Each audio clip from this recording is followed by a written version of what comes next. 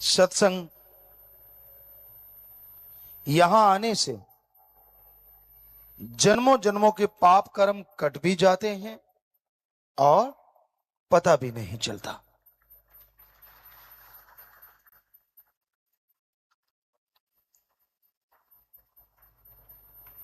पर सत्संग को शांति से चुपचाप लगन से सुनना चाहिए। जो सत्संग में शोर करते रहते हैं वो खाली ही जाते हैं, उनके पल्ले कुछ नहीं पड़ता। सत्संग तो उन्हीं को फल देती है जो भावना से सुनते हैं और अमल करते हैं।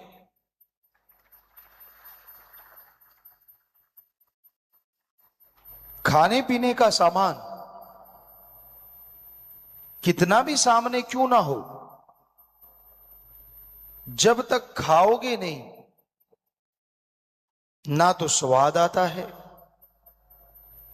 और ना ही ताकत आती है।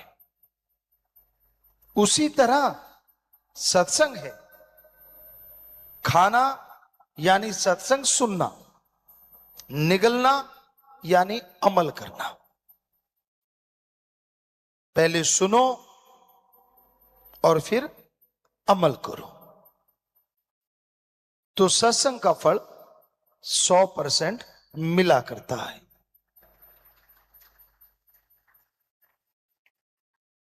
घोर कलयुग है,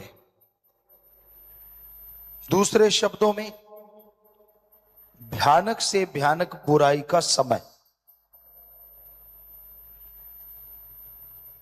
इंसान को यह हो जाता है वो यकीन करे तो किस पे करे,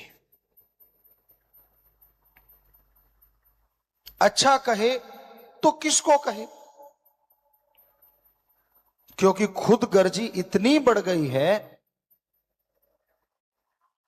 खुद गर्जी इतनी बढ़ गई है कि इंसान इंसानियत को छोड़ के शैतान बन रहा। और संग का रंग लाजमी चढ़ता है। किसी का भी संग करो उसका असर आप पे जरूर आएगा। कहते हैं कोयले की खान में जाने से कालिख से बचा नहीं जा सकता, नमक की खान में जो जाते हैं वो नमकमय जरूर हो जाते हैं।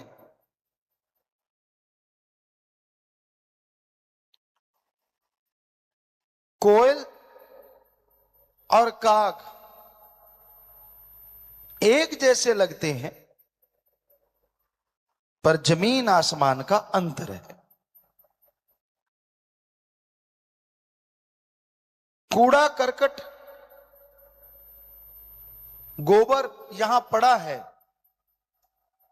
उसमें अगर फूलों के पत्ते भी डाल दोगे तो वो खाद बनेगा, खुशबूदार चीज नहीं बन सकती। इसलिए अपने आप को बचा के रखो संग से। बुराई का संग इंसान को बुरा बना देता है। यानी इंसान अच्छा चाहे क्यों ना हो, पर अगर बुरे लोगों का संग करेगा, बुरे लोगों की सोहबत करेगा तो लाजमी बुरा बन जाएगा।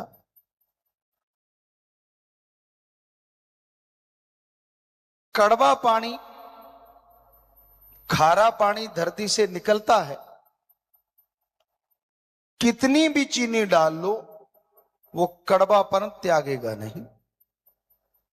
और दूसरी तरफ गंगा जल में कितनी बदबूदार शराब डाल दो वो गंगा जल ही कहलाता है।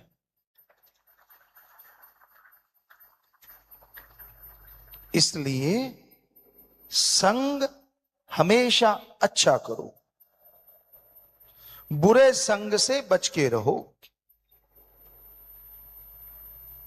क्योंकि आदमी का मन चलायमान है, गतिशील है,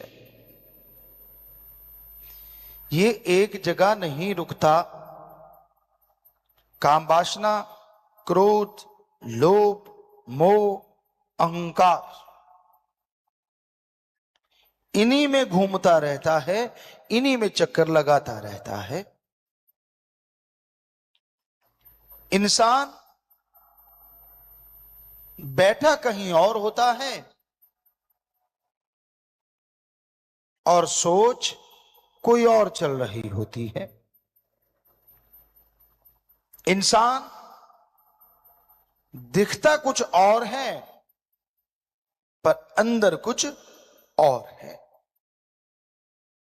जो ऐसे होते हैं वो कभी भी ना तो जिंदगी में खुद सुख लेते हैं और ना अपने साथियों को लेने देते हैं। खुद भी तड़पते हैं और परिवारजन भी तड़पते हैं। पर जो अच्छा होता है वो बुरों को भी बदल के अच्छे बना लेता है।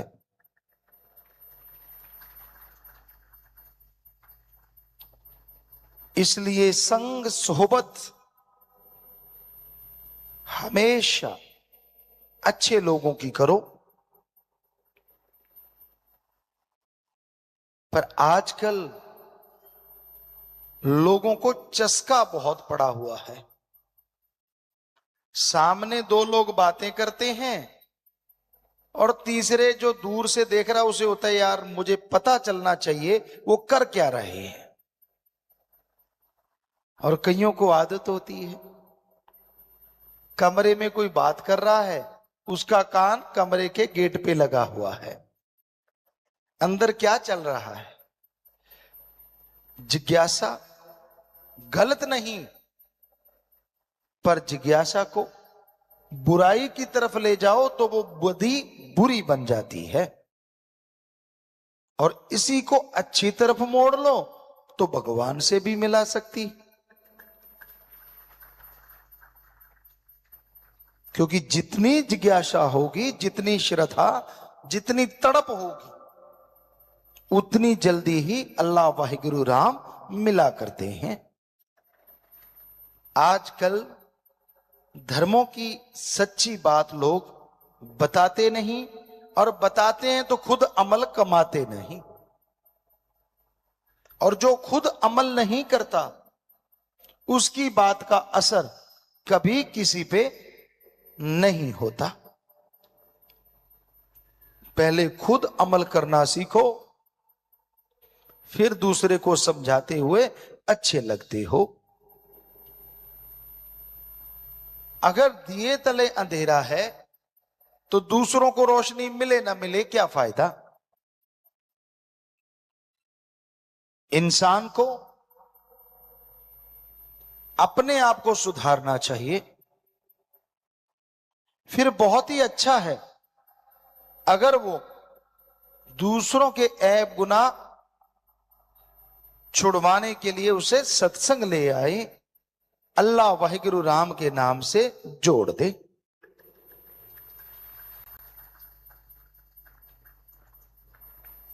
वेद ग्रंथों में लिखा है इस कलयुग में बुरे कर्म करने वाले को अगर आप अल्लाह वाहिगुरु राम से जोड़ोगे, उसकी बुराइयां छुड़वा दोगे, तो जिस तरह कोई कटते हुए जीव को, गऊ को बुच्चड़ खाने से बचा लेता है, उससे हजारों गुना पुण्य आपको मिलेगा।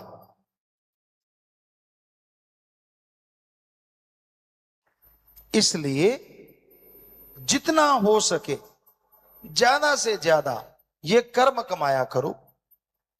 यानी आपके इर्द गिर्द जो नशे में धुत रहते हैं, जो बुराइयों से जुड़े हुए हैं,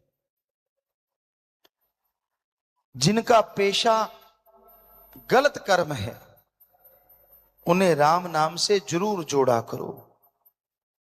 भगवान की तरफ से वो खुशियां तो मिलेंगी, क्योंकि उसके बिछुड़े हुए बच्चे को आपने उससे मिलाया, पर उस आदमी का परिवार, जो आदमी सुधर गया, सारी उम्र आपको दुआएं देता रहेगा कि भाई आपने उनकी जिंदगी बदल दी, नरक से स्वर्ग बना दिया घर को। नरक कोई अलग नहीं होता। यहां नशा करते हैं या मांस खा खा के हड्डियां इधर उधर फेंकते हैं या उल्टियों के तालाब बन जाते हैं, वही नरक होती है।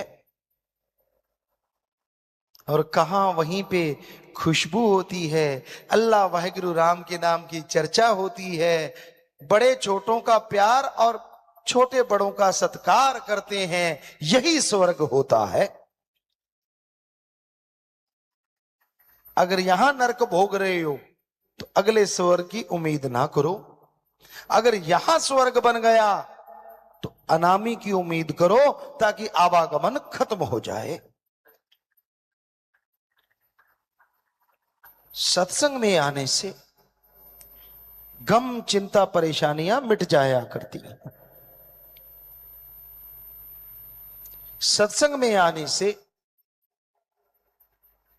इंसान को सोझी आती है, समझ आती है, और सत्संग में आके सुमरण करके अमल करने से हर धर्म के पवित्र ग्रंथ की समझ आनी शुरू हो जाती है। इसलिए सत्संग सुनो और उस पे अमल किया करो। जब तक आप सुनते नहीं, अमल करते नहीं, तब तक आप कोरे यानी खाली रहते हो।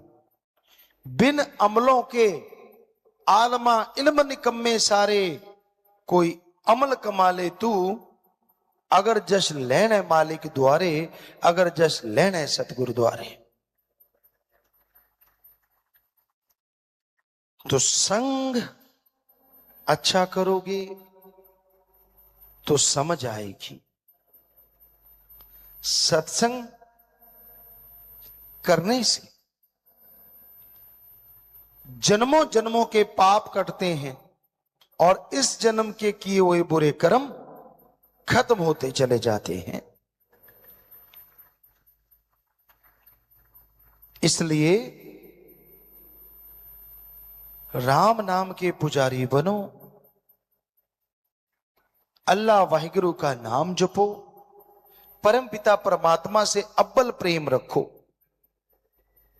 क्योंकि वो एक ऐसा यार है, उससे यारी लगा ली, आप छोड़ोगे तो भी वो आपको नहीं छोड़ेगा। और वो ऐसा पक्का दोस्त है, बेस्ट फ्रेंड है, यही नहीं अगले जहान में भी आप पे विपदा नहीं आने देगा। इसलिए गुरु संत पीर फकीर कहते हैं, कच्चों यानी जो कच्चे दोस्त हैं, जो बात बात पे रूठ जाते हैं, उनसे तोड़ और पकड़े से जोड़, यानी सतगुरु अल्लाह राम से जोड़ो। उससे अगर लिब लग जाती है, उसकी भक्ति इबादत में अगर लग जाते हो, तो आप सोच भी नहीं सकते जो खुशियां आपको मिलेंगी। कल्पना से परे खुशियां मिलती हैं, परमा आनंद मिलता है। तो भाई हमेशा याद रखो कि सत्संग सुनना है और अमल करना है। सत्संग पे एक सच्ची बात ख्याल में आई, आपको सुनाते हैं। बहुत पहले की बात है। एक शातिर चोर था, इतना शातिर कि वो आसपास के राज्य में चोरी करता पर पकड़ा नहीं जाता था। लोगों ने बहुत जोर लगाया, राजा महाराजाओं ने बहुत जोर लगाया, लेकिन किसी की समझ नहीं आया चोर कौन है। आखिर समय आता है, उस चोर का भी अंतिम समय आया। वो जाने लगा और जाते जाते अपने बेटे को शिक्षा दी। कहने लगा, बेटा चोरी के ये मंत्र हैं, और जब चोरी करो तो कभी भी माल अपने पास ना रखो। सबसे पहले सामान को खुर्द बुर्द कर दो, फिर चोरी कर ली तो कभी मानो ना, चाहे कुछ भी क्यों ना हो जाए। जब तक मानोगे नहीं आप चोर साबित नहीं होगे। बेटा कहने लगा, ठीक है पापा, ठीक है पिताश्री, मैं ऐसा ही करूंगा। फिर चोर कहने लगा, रे एक बात तो रह गई। कहने लगा, कौन सी? कि जब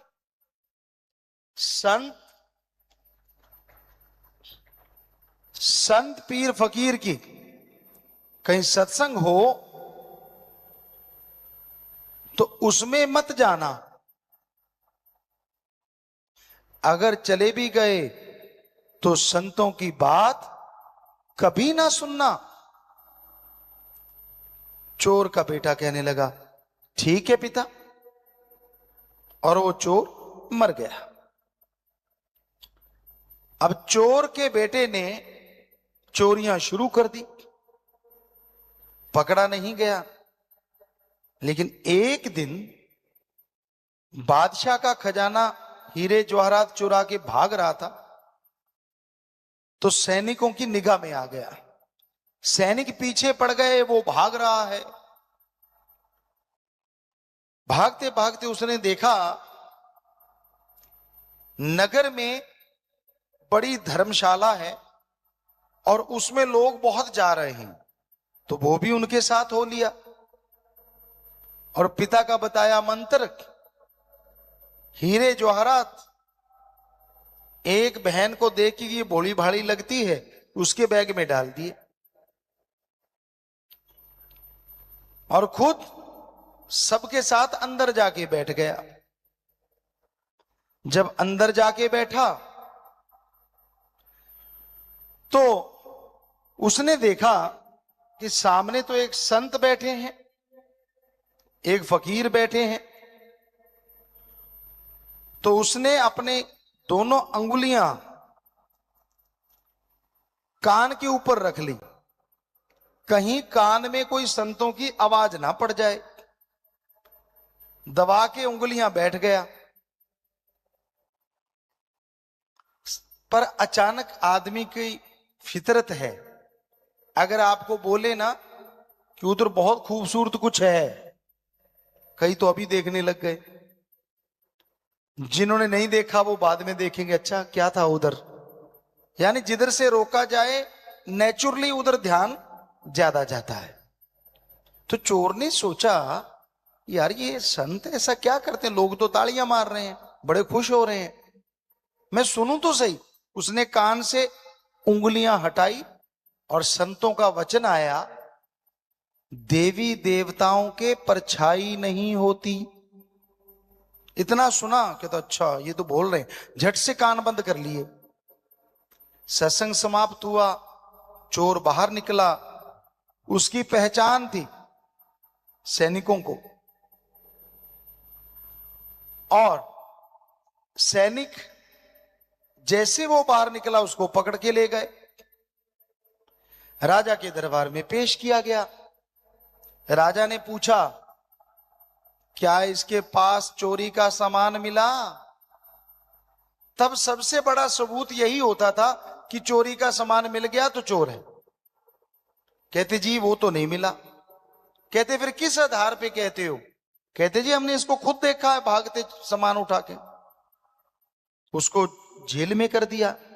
बहुत प्रयत्न किया कि मान जाए, नहीं माना। एक औरत जासूस थी, कहने लगी बादशाह सलामत, अगर कहो तो मैं मनवा लेती हूं। कहने लगे ठीक है। चोर अंदर कोठड़ियों में बंद है और अचानक क्या देखता है, गेट खुला है, धड़ाम से पहरेदार गिरे, दूसरा खुला, तीसरा खुला, सब गिर रहे हैं और अचानक देवी मां आ रही है, 4 हाथ, वो जो देवी की आकृति दिलों में होती है, बिल्कुल वही देवी आ रही है। चोर हक्का बक्का रह गया कि ये तो मेरी श्रद्धेय है, इसको तो मैं अपनी इष्ट मानता हूं। देवी आई, चोर रोने लगा, ओ मां तू आई है, मेरी पूजा मैं करता रहा, तुझे याद करता रहा, देखो मैं यहां फंस गया, मेरा बुरा हाल है, मैं धन्य हो गया आपके दर्शन करके। तो देवी ने आशीर्वाद दिया, देवी माता ने, और बोलने लगी, बेटा मैं तेरे दुख हरने के लिए आई हूं, फिक्र मत कर, आज मैं तुझे बाहर ले जाऊंगी। अचानक चोर ने देखा देवी मां की परछाई नीचे से होती हुई दीवार के ऊपर तक जा रही है। चोर शातिर तो था, झट समझ गया। देवी कहती बस तू सच सच मुझे बता दे, चोरी की है कि नहीं की, मैं तेरे गुनाह माफ कर दूंगी। अब चोर तो समझ चुका था, वो आगे से 4 गुना ज्यादा रोने लगा, पूरी एक्टिंग कर, मां मर गया मैं तो तेरा रखने का हूं, मैंने चोरी तो क्या, मैं तो चोरी की तरफ मुंह भी नहीं करता। कहती बेटा देख ले वरना नरकों में जाएगा। कहता मां मुझे यही नरक दे दे अगर मैं झूठ बोलूं तो, क्योंकि चोर को पता था कौन सी माता है। तो वो औरत जासूस जो बन के आई थी, माता कहती ठीक है बच्चा चल मेरे साथ, उसके साथ हो लिया। सैनिकों को कहती राजा के पास ले जाओ, वो कहती जी देवी मां। वो राजा के पास ले गए। वो औरत जो देवी बनी थी भेष बदल के राजा के पास पहले पहुंच गई। कहने लगी राजन उसने चोरी नहीं की। राजा कहता तू इतना पक्के से कैसे कह सकती है। कहने लगी ये लोग देवी मां को मानते हैं और मैं ऐसे ऐसे रूप बदल के गई थी तो ये माना ही नहीं। मैंने इससे पूछा सब कुछ, बड़ी श्रद्धा से इसकी आंखों में जार जार रो रहा था, पर ये कह रहा था मैंने चोरी नहीं की। तो राजा कहता ये तो सही है, छोड़ो इसको, बेगुनाह है। उसको छोड़ दिया गया। अब उसने आप देखा ना था, भागा उस धर्मशाला के पास कि वो संत कहां है। वो नहीं मिले, वो तो चले गए। पता किया किस, वो कहते दूसरे नगर में है। वो दौड़ा दौड़ा गया, उस नगर में पहुंचा, संत बैठे हुए थे, धड़ाम से जाके चरणों में गिरा, हे गुरुदेव मेरे पे कृपा कीजिए, मेरी रक्षा की है आपने, मुझे जिंदगी बख्शी है आपने। तो संत मुस्कुराए, कहने लगे बेटा हमने तो कुछ नहीं किया, जो करता भगवान। कहता आप फला नगर में सत्संग कर रहे थे और मैंने सत्संग सुनना नहीं था, मेरे बाप ने रोका था, पर जिज्ञासा हुई कि क्यों रोका था, ऐसा ये संत क्या बोलते हैं। तो मेरे कानों में पड़ा कि देवी देवताओं की परछाई नहीं होती। तो उसने पूरी बात बताई कि आपकी सत्संग के एक लाइन ने आज मेरी जिंदगी बख्श दी। अगर मैं पकड़ा जाता तो सूली पे चढ़ा दिया जाता, तो अगर पूरा सत्संग सुनूं और आपका राम का नाम लूं तो पता नहीं मुझे क्या मिल जाएगा। और यही सच होता है। संत सत्संग अपनी बड़ाई के लिए नहीं करते। हम तो खाकसार हैं, चौकीदार हैं, आपके सेवादार हैं भाई। वो एक की बड़ाई करते हैं जिसके अरबों नाम हैं, ओम हरि अल्लाह गॉड खुदा रब वाहिगुरु प्रभु भगवान मालिक रब, वो एक है, वो उसकी बड़ाई करते हैं। और सबको बोलते हैं कि उसका नाम जपा करो। जिस तरह सूली से उसके कर्म बदल गए चोर के, अरे आपके भी पता नहीं कितने भयानक कर्म, कितनी भयानक चिंताएं जल के राख हो जाएंगी, क्योंकि वो भगवान, वो प्रभु, वो परमात्मा दया का सागर है, रहमत का दाता है। वो इतनी रहमतें बख्शता है, इतनी दया में करता है कि उसकी कल्पना भी आप नहीं कर सकते। सुबह का सुमरन 2 से 5 का ब्रह्म मुहूर्त, अमृत वेला, the gods prayer time, early morning between 2 to 5, ये जो समय है, नासा साइंस केंद्र अमेरिका भी कहता है कि इसमें oxygen pure and more, oxygen शुद्ध होती है, हवा शुद्ध होती है और ज्यादा ऑक्सीजन रहती है। तो इसलिए वैसे समय तो यही बढ़िया है, पर जब जागो तभी सवेरा, जब जागते हो तभी सिमरन कर लिया करो भाई। पर कई तो सोते रात के 2 बजे स्कीम शुरू होती है कि सोएं क्या, 3-4 बजे जाके सोते हैं, और सूरज बेचारा चीखे मारता है तब जाके उठते हैं, यानी दोपहर हो जाती है जब। तो ये अजीबोगरीब सोने का टाइम है। सो सही टाइम पे सोया करो, सही टाइम पे उठा करो। अच्छे हैं जो बच्चे सही टाइम पे उठते हैं, क्योंकि आयुर्वेदा कहता है रात का भोजन सूरज रहते रहते करो तो बेस्ट है। बैक्टीरिया वायरस नहीं होते, साइंस को चैलेंज करते, चाहे आप जाके पढ़ लो, साइंस में भी यही मिलेगा जो आयुर्वेदा में लिखा है। क्योंकि जैसे जैसे रात बढ़ती है बैक्टीरिया वायरस भी बढ़ते हैं। पर आज वालों का तो डिनर ही होता है 12-1 बजे। चक्कर तो ये है ना, रात की रोटी तो किसी को आती ही नहीं, डिनर गांव वाला कहते कहते ले अनपढ़ गवार। तो सुबह लोग जल्दी इसलिए लेते थे कि सुबह दूध ताजा निकलता था और उसको जल्दी जल्दी ले लेते थे। दूध अगर बिना उबाले घंटा 2 घंटे 3 घंटे पड़ा रहे तो उसमें बैक्टीरिया वायरस बन जाते हैं। उसको जहां तक हो निकलते ही जल्दी से पियो, अदरवाइज उसको उबाले देके रखो ताकि वो चीजें उसमें पनपे ना, ये जरूरी होता है। पर कई कुड्र साहब होते हैं, वो कच्चा ही रख लेते हैं और फिर बीमार होते रहते हैं, कभी पेट खराब, कभी उल्टी आ गई, कभी कुछ हो गया। तो फिर कहते यार दूध में कुछ डाला तो नहीं, डाला नहीं, तूने डलवाया है। तो इसलिए ये चीजें ख्याल में रखनी चाहिए। तो सत्संग में आपको दुनियावी चीजों का भी मुफ्त में ज्ञान मिल रहा है भाई। होना तो रूहानियत का चाहिए, पर परमपिता शास्त्र नाम श्याम मस्तान जी दाता ने आपकी दुनियादारी भी तो देखनी है ना। तो ये 100% आप अमल कर लो, अगर फर्क ना लगे तो कहना। ये जो डिनर है उसको, डिनर को जो आपकी इवनिंग टी होती है ना उसमें ले आओ, और इवनिंग टी को थोड़ा सा बैक ईयर पीछे ले आओ। पढ़े लिखों की इवनिंग टी होती है 5 बजे 6 बजे, तो आप 7 बजे शायद दिन छिपता होगा, या 6 बजे जब भी है 7 के करीब, तो उस समय खाना खा के देखो। और सोने से पहले अगर फ्रेश दूध थोड़ा सा ले लिया जाए तो डाइजेस्ट के लिए, शरीर के लिए, बॉडी रिपेयर के लिए सबसे बेस्ट होता है, ये कहता है आयुर्वेदा। सो भाई आप उस परमपिता परमात्मा की औलाद हो, और जो उसकी औलाद है वो फकीर की औलाद पहले होती है। इसलिए माँ बाप को अपने बच्चों का फिक्र होता है, हमें आपका फिक्र है, चाहे सफेद दाढ़ी है आपके चाहे काली है, हमें आपका फिक्र है। आपको कोई रोग ना लगे, आपको कोई परेशानी ना आए, आपको कोई टेंशन ना आए, आपको कोई तकलीफ ना आए, हमेशा यही ख्याल रहता है। आप कोई गलत कर्म ना करें जो आगे भोगने पड़े आपको। इसलिए सत्संग में हर तरह की बात आपकी सेवा में अर्ज करते रहते हैं। वैसे नाचना कोई बुरी चीज नहीं है, क्योंकि धर्मों में लिखा है नाच रे मन नाच गुर के आ गए नाच। कहा नहीं लिखा?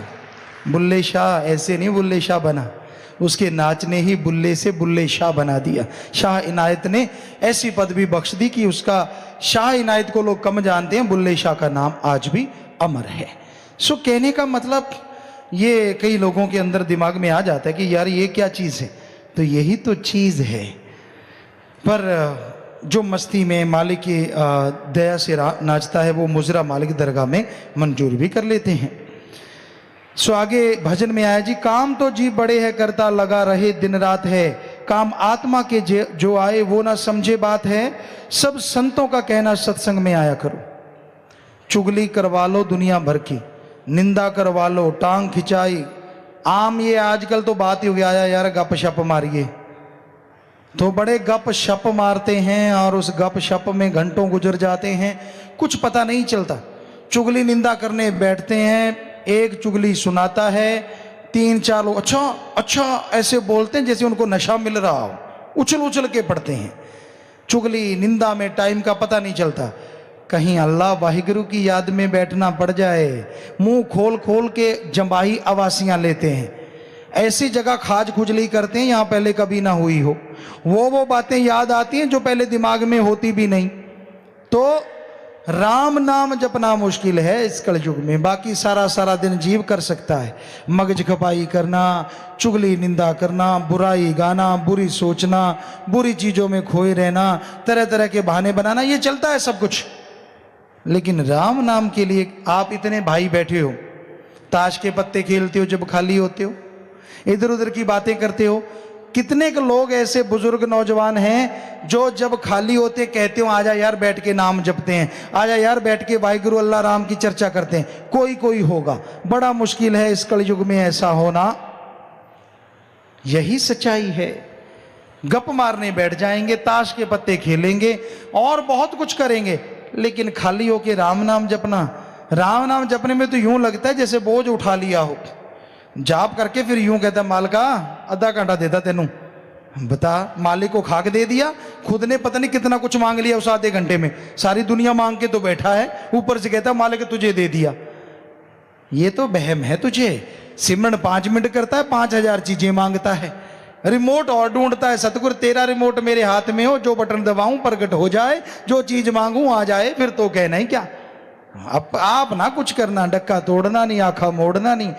सो ये हाल हुआ पड़ा है, कहना मानता नहीं है, अमल करता नहीं है और ढूंढता है दोनों जहान की खुशियां। ये ऐसे नसीब नहीं होती। वचन मान के देखो, अमल करके देखो, कहने की जरूरत नहीं पड़ेगी, बिन मांगे मोती मिले, मांगे मिले ना भीख। ऐसा कुछ बख्श देगा कि कभी आपने कल्पना भी नहीं की होगी। जरा सुमन खींचिए, भक्ति इबादत खींचिए। सत्संग है एक उत्तम तीर्थ मैल मन की यहाँ धुलती, नाम दवा से मोक्ष होती जो सत्संग में मिलती, नाम साबुन लगा करके मन साफ बनाया करो। एक कपड़ा होता है, न्यातना या कुछ अलग नाम लेते हैं उसका, हलवाई उससे जलेबियां बनाता है, उसमें इतनी मैल चढ़ जाती है, चीनी की, आटे की, मैदे की, सब की मैल मिल मिला के काला हो जाता है। वो बनाते बनाते बनाते बनाते काला हो जाता है, उसको फेंक देते हैं। पर कोई जानकार हो तो उसे पहले थोड़े गर्म पानी में, फिर थोड़े से ज़्यादा गर्म पानी में उसको रखे, फिर अच्छा साबुन, अच्छा पाउडर लगा के उसको धो दे, मल के धो दे धीरे धीरे, तो वो कपड़ा पहले वाला रूप ले लेता है। उसी तरह इस शरीर में रहती आत्मा पे जन्मों जन्मों की मैल चढ़ी हुई है और इस जन्म के पाप कर्मों की मैल चढ़ जाती है।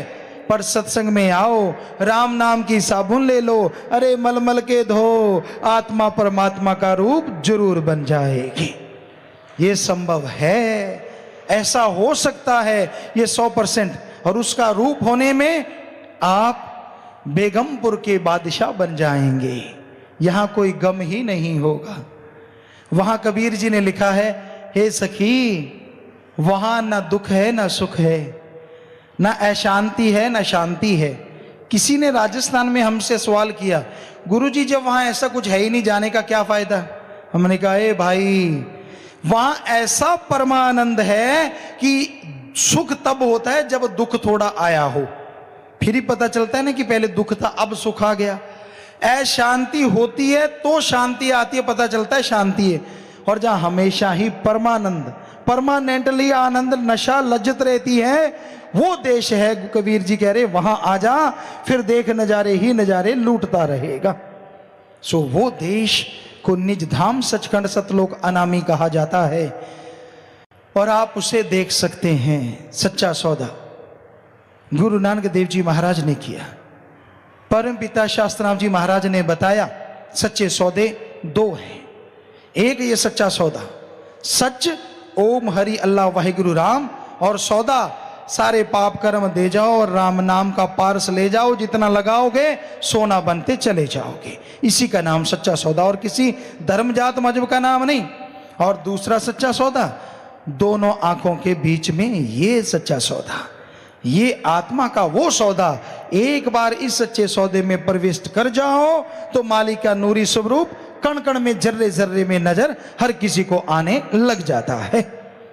तो इसलिए इस सच्चे सौदे में आके राम नाम लेके इस सच्चे सौदे में प्रवेश कर जाओ। कोई पैसा नहीं, कोई दान दक्षिणा नहीं, कोई नोट नहीं, कोई वोट नहीं, बस मालिक का नाम जपो, खुशियां ही खुशियां लेते रहो, घर परिवार को महकाओ, खुद भी महक जाओ और मालिक की महक को पाते ही चले जाओ। ये संभव है अगर आप मालिक का नाम जपो। तो आगे आया जी, जो कुछ तुझको नजर आता सब कुछ ही फानी है, इस जिंदगी का क्या भरोसा ये बुलबुला पानी है, इस उलझन से बचकर मालिक को रिझाया करो। इस बारे में लिखा बताया है, जो कुछ दृश्यमान है सब नाश हो जाने वाला है, इसके अंदर सारे सामान भी नष्ट होने वाले हैं। राजा प्रजा मंडप माड़ी और उसके अंदर बसने वाले, दुनिया की सब सामग्री, सोना चांदी और उसके पहनने वाले ये काया कपड़े, स्त्री और पुरुष सब ही नाश हो जाने वाले हैं। दुनिया इन उलझनों में हरि को भूल बैठी है। यहाँ कोई चीज़ दोस्ती के लायक नहीं। कई जा चुके हैं और कई जा रहे हैं और बाकी के तैयार हैं। कि भाई यहाँ पे कोई चीज हमेशा स्थिर नहीं रहती, परिवर्तन निश्चित है। विज्ञान भी ये मानती है। धरती, आसमान, चंद्रमा, सूर्य, नक्षत्र, ग्रह, हर चीज चेंजेबल है, हर चीज में बदलाव जरूरी है। पर एक ऐसा है जो सदियों से जैसा था वैसा है और वैसा ही रहेगा, वो एक ही है और वो है सतगुरु ओम हरि अल्लाह मौला दाता रहबर। वो ही एक ऐसा है जिसमें कोई बदलाव कभी आ ही नहीं सकता। वो रहमो करम का मालिक था, दया का सागर था, है और हमेशा रहेगा। और उसको पाने के लिए गुरु, पीर, फकीर, साधु के पास तो आना ही पड़ता है। गुरुओं की वाणी एक बार फिर से आपकी सेवा में, अपना लिया जे मिले बिछड़े क्यों रोवन, अपना लिया जे मिले बिछड़े क्यों रोवन। अगर अपने आप ही मिल जाए तो बिछड़ते ही क्यों। अगर हम में, इंसान में इतनी ताकत होती कि वो अपने आप मालिक को जब मर्जी पाले, जब मर्जी मिल ले, तो फिर वो बिछड़ता ही क्यों। आत्मा मालिक से बिछड़ती क्यों। गुरु कह रहे हैं, अपना लिया जे मिले बिछड़े क्यों रोवन, साधु संग परापते नानक रंग मानन। साधु संग परापते, कि वो मालिक अपने आप नहीं, साधु का संग, सत्संग करो, सत्संग में से मिलने वाला नाम लो, उसका सुमरन करो तो वो मिलेगा। फिर दोनों जहान का रंग आप पे चढ़ जाएगा और आप खुशियों से लबरेज हो जाएंगे, माला माल हो जाएंगे, गम चिंता टेंशन सारी उड़ जाएगी। तो ये धर्मों का विचार है जो कि 100% सच है। कोई माने तो पढ़ लिया, पढ़ते जाते हैं। कई जगह हम सभी धर्मों को मानते हैं। यहाँ हम रहे राजस्थान में, सूरतगढ़ साइड में, बीकानेर साइड, गंगानगर साइड, उस साइड में तो सभी धर्मों के लोग थे। घर में शुरू से ही माँ बाप के पास श्री गुरु नानक देव जी की वो जन्म साखी थी, अब भी है, बहुत पुरानी, जिसके अक्षर बहुत पुराने, और भागवत गीता और सुंदर गुटका, बहुत सारे धर्मों के और भी पवित्र ग्रंथ। तो हमने जब आंख खोली, बड़े हुए, सतगुरु की कृपा हुई, 5 साल के गुरुमंत्र सतगुरु ने दिया, अपने चरणों में जोड़ लिया, तो वो सारे पवित्र ग्रंथ पढ़े। तो उनमें जो नज़ारा, जो खुशी मिलती है, लेकिन मिलती उसी को जो खुले दिमाग से पढ़े। एक धर्म को मानने वाला तो कहेगा मेरा ही सही है, बाकी तो सारे गलत। नहीं, ये ठीक नहीं है। सच्चाई यही है कि जो सुन के, विचार के, अमल करता है वो ही नज़ारे लूटता है, उसी को खुशियां मिलती हैं। और धर्मों का ये सार है, धर्मों का ये निचोड़ है कि भाई मालिक की तमाम खुशियां अगर पाना चाहते हो तो वचनों पे अमल करो, पढ़ो, सुनो और विचार करो, तो नजारे प्राप्त होंगे। तो अब थोड़े से सवाल, शायद कुछ एक सवाल हैं, फिर आपको लास्ट में बताते हैं। हाँ जी बोलिए जल्दी से। निधि इंसान दीपिका इंसान बठिंडा से, एक ब्रह्मचारी के लिए भाई बनाना कहाँ तक ठीक है? क्या यह दुनियादारी में उलझना है? इस बारे में पेरेंट्स को भी पता नहीं, हम बहुत कंफ्यूज रहते हैं। 100% दुनियादारी में उलझना है, 101%, 1000%। मालिक ने उनके परिवार में उनको दे रखा है जो कुछ बहुत है। वो अगर मनमता चलते हैं ऐसे सारी दुनिया ही उनके भाई हैं, सारी दुनिया बहनें हैं, सारी दुनिया माँ है, सारी दुनिया बाप है।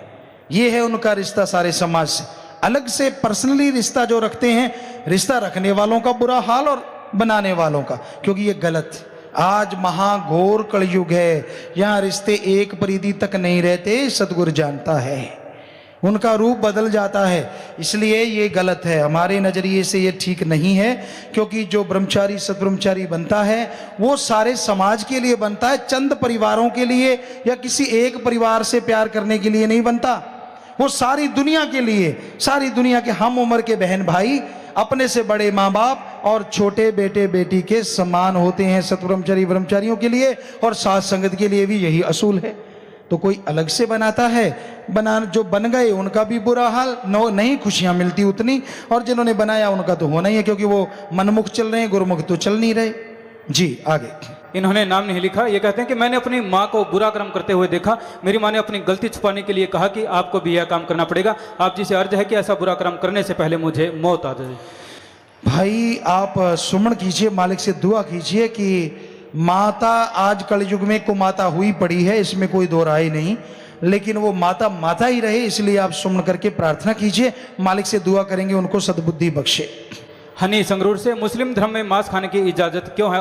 उनसे नाम के लिए कहते हैं तो वो कहते हैं कि हमारे धर्म में मांस चलता है। जी उनको पूछिए पवित्र कुरान शरीफ में कहाँ लिखा है कि मांस खाना जरूरी है, तो हम भी पढ़ेंगे, क्योंकि हमने पवित्र कुरान शरीफ पढ़ी, हमें तो नजर नहीं आया कि जरूरी है मांस खाना। ये लिखा हुआ कहीं नहीं मिला कि हर हालत खाना ही पड़ेगा, ऐसा लिखा नहीं। जिले सिंह मानसा से, गूंगे व्यक्ति को नाम दिलवाने के बाद नाम कैसे याद करवाएं जी? भाई अगर वो पढ़ा लिखा है, गूंगा बहरा है, तो उसको लिख के यहाँ पे याद करवाने का प्रावधान है।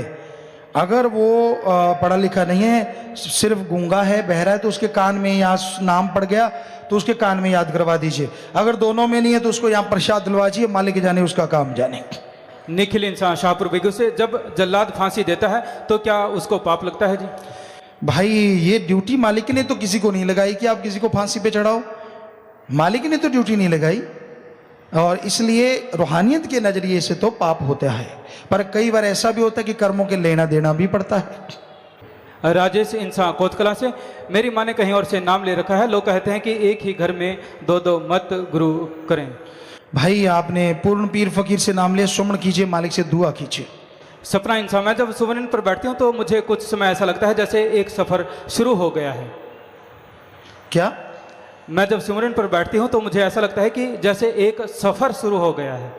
सुमन पे बैठते ही बाकी ऐसा अनुभव होता है जीवों को कि जैसे एक नया सा सफर शुरू हो गया, एक अलग जगह जा रहे हैं, एक अलग सी खुशी मिल रही है। यहाँ तक कि जब सुन समाधि के बाद जाते हैं तो आत्मा को यूं लगता है कि जैसे मैं अंतरिक्ष में उड़ रहा हूँ, ये तारा गया, ये चंद्रमा गया, ये सूरज गया, क्योंकि उसकी खुद की जो पावर है वो सूरजों से बढ़ के हो जाती है राम नाम से। अनिल इंसान, क्या शादी वाली मूवी के शुरू में गाड़ियों के स्वरूप लगवा सकते हैं जी? अगर उसमें आगे गंदगी नहीं की होती तो कोई हर्ज नहीं। अगर साफ सुथरा आपने विवाह शादी का प्रोग्राम भर रखा है तो कोई हर्ज नहीं। अगर उसमें गाली गलोच है, बुरे कर्म करते हैं, शराब का वाब है, तो फिर तो क्या फायदा। अगर सारा साफ सुथरा सही तरीके से तो कोई हर्ज नहीं है।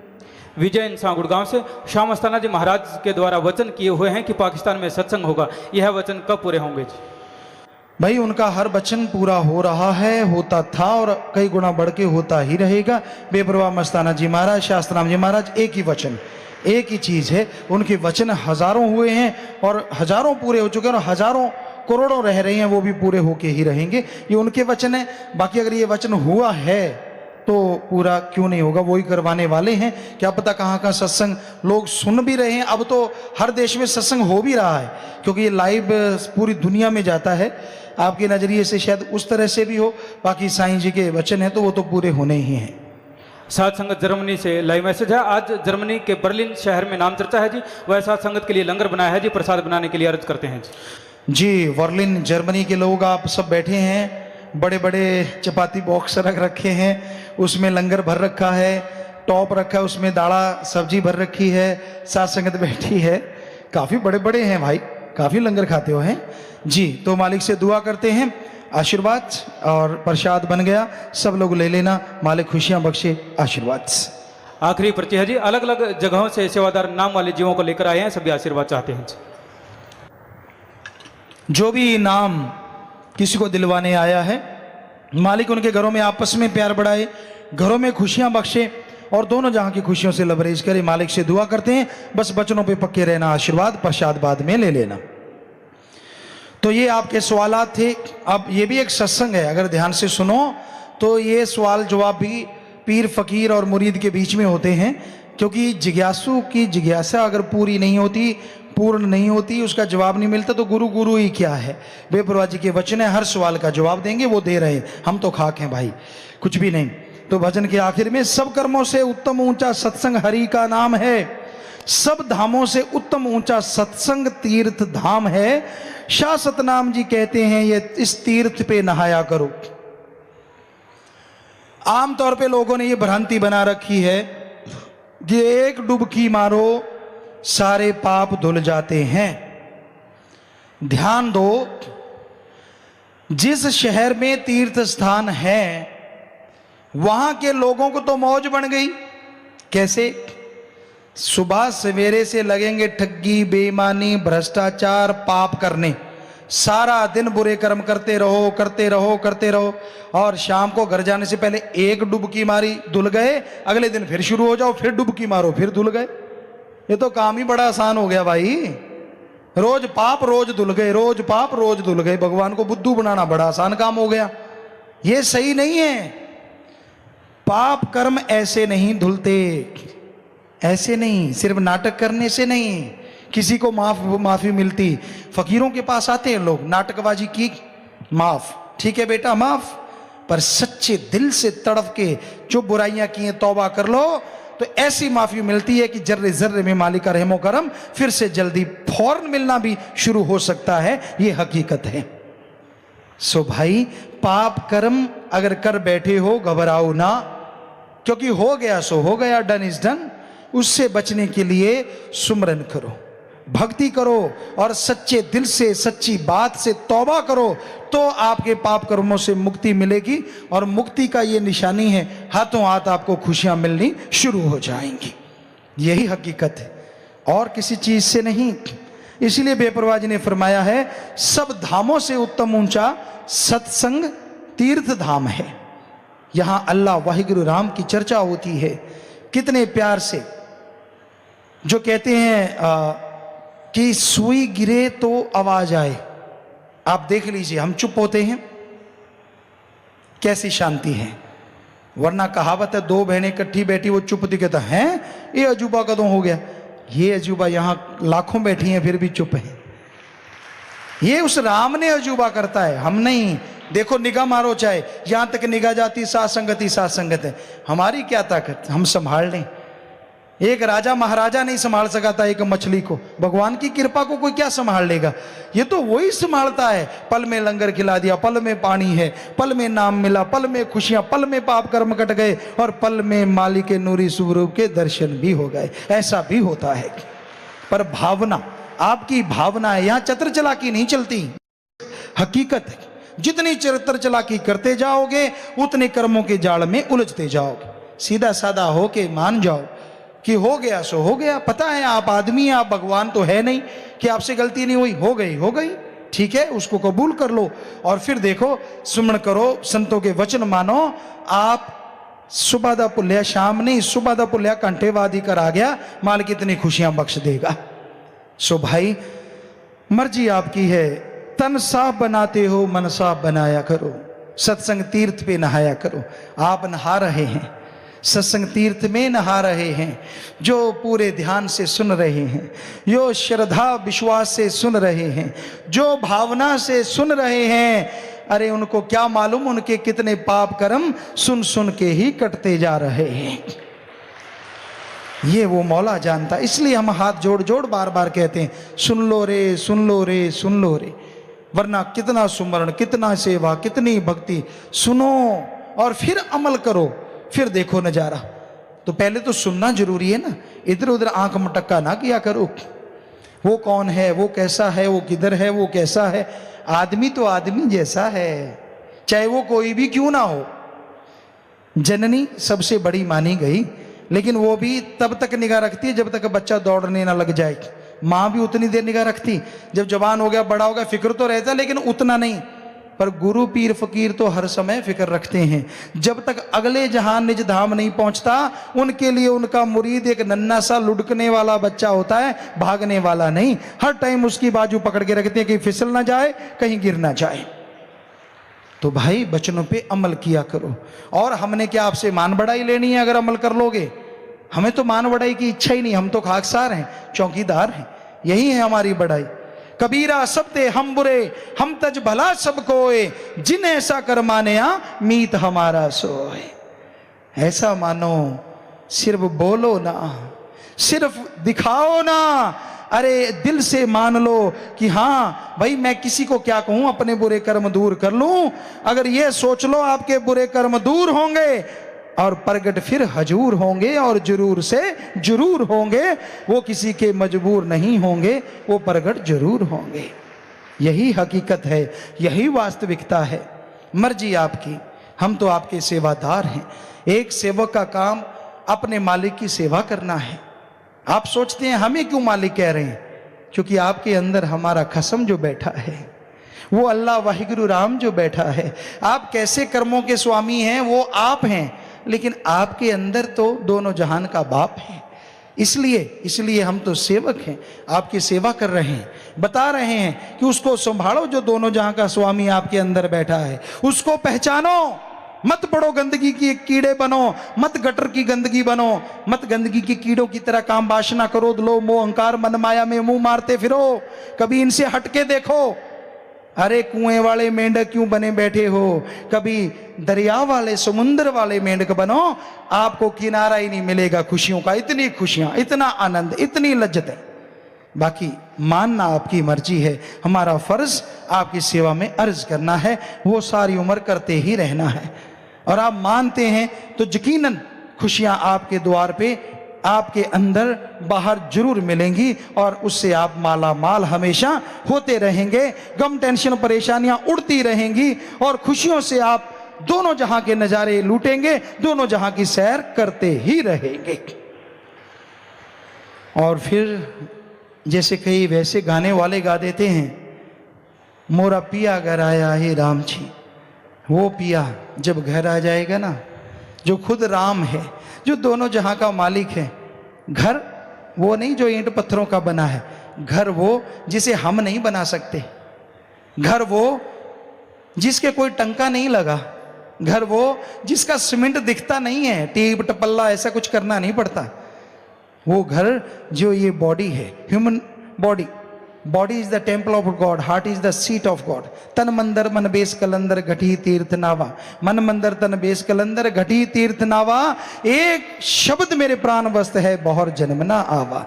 वो शब्द, वो धुन, वो अजाप शब्द, वो तुर्की बाणी, वो बांगे इलाही, वो कलमा है पाक, the gods voice and light आप सबके अंदर चल रही है। एक बार उससे जुड़ो तो सही। अरे आपको वो नजारे मिलेंगे, वो लज्जतें मिलेंगी, सारे इंद्रियों के भोग विलास भूल जाओगे, और उस लज्जतों से मस्त हो जाओगे, माला माल हो जाओगे।